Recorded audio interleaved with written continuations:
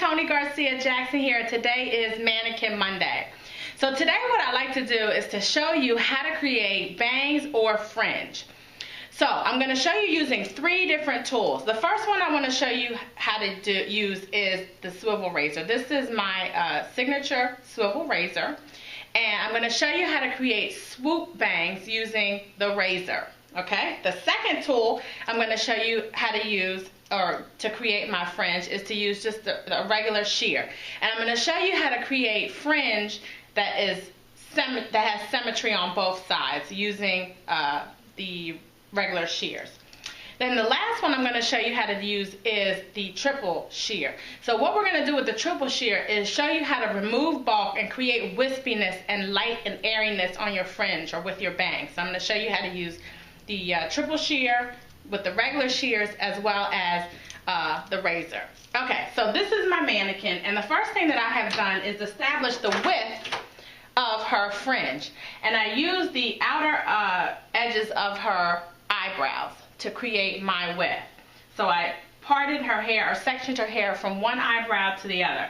And I recommend that you use points on the face to not only establish the width of your fringe or your bang area, but also use points on the face to create the length of the bangs as well. So if you're establishing the width, you could use the outer points of the eyebrow, you can use the middle of the eyebrows, you can use the outer points of the eyes as your place to establish your width. You can use the middle of the eyebrows. These are all areas on the face that would help you to create symmetry with your fringe or with your bang areas. Now, whenever you are establishing the length, you could use the forehead, you know, the tops of the eyebrows, the bottoms of the eyebrows, the bridge of the nose, you know, the tip of the nose is all points to create your length on the bangs.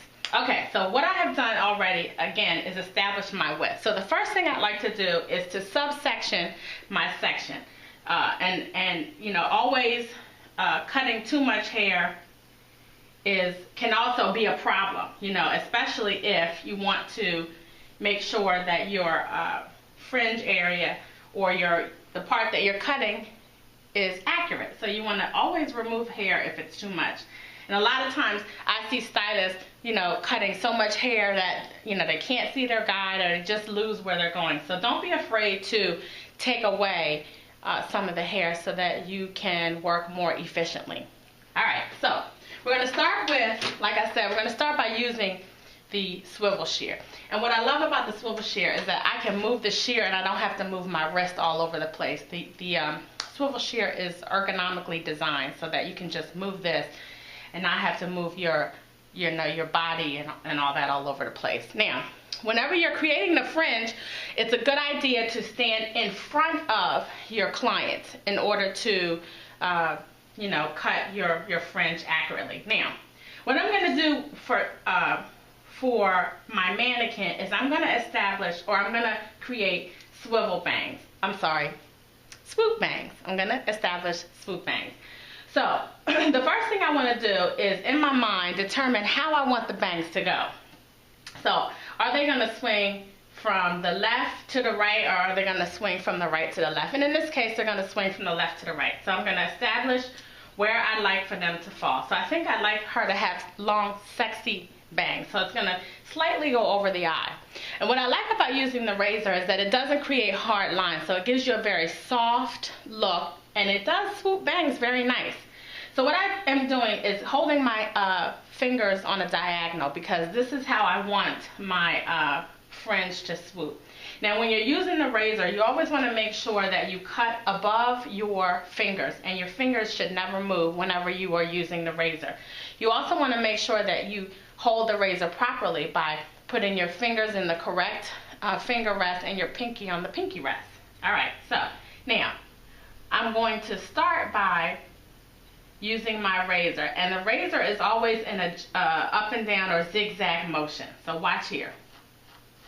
The other thing that I recommend is that whenever you cut using the razor, that you always use a new blade each time. Now, as you can see, the hair is still in my hand. And a lot of times when people use the razor, they slide along with the razor.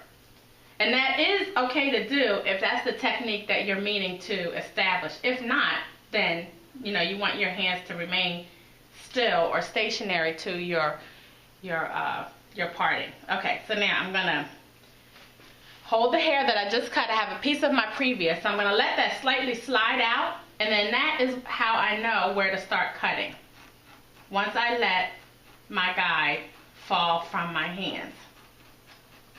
And again, you don't want your hands to move. All right? Okay, here's the last piece.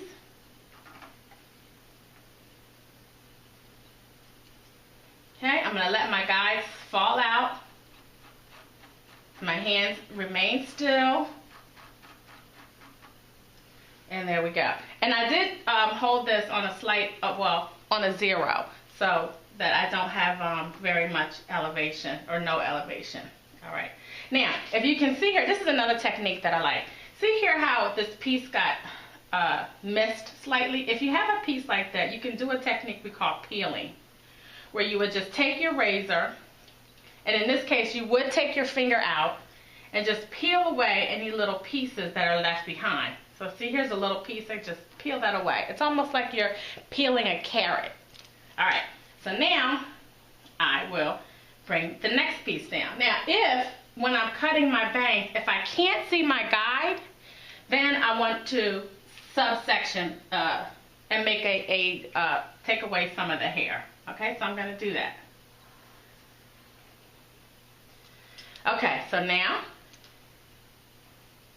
same thing. So here I will, okay, I can see my guide. I'm going to let it slide out from my fingers, and that's where I will cut.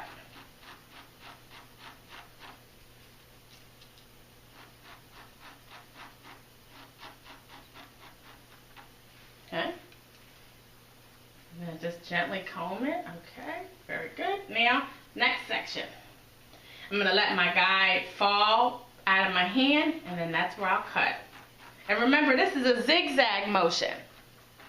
Sometimes I see people chopping, and you also want to be careful. You know, this is a mannequin. We want to be careful not to touch the razor on your client's face.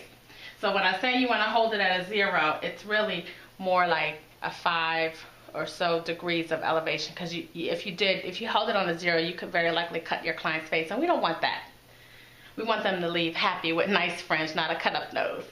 Okay, so I'm going to let the fringe fall from my fingers, the guide, I'm sorry, and then I'm going to cut. Okay, so here you get the idea. So you see how her bangs are swooping over to the side, and you can definitely do them longer if you want to. All right, so again, let the guide fall out. And again, hair still in my hand. And let my guide fall out.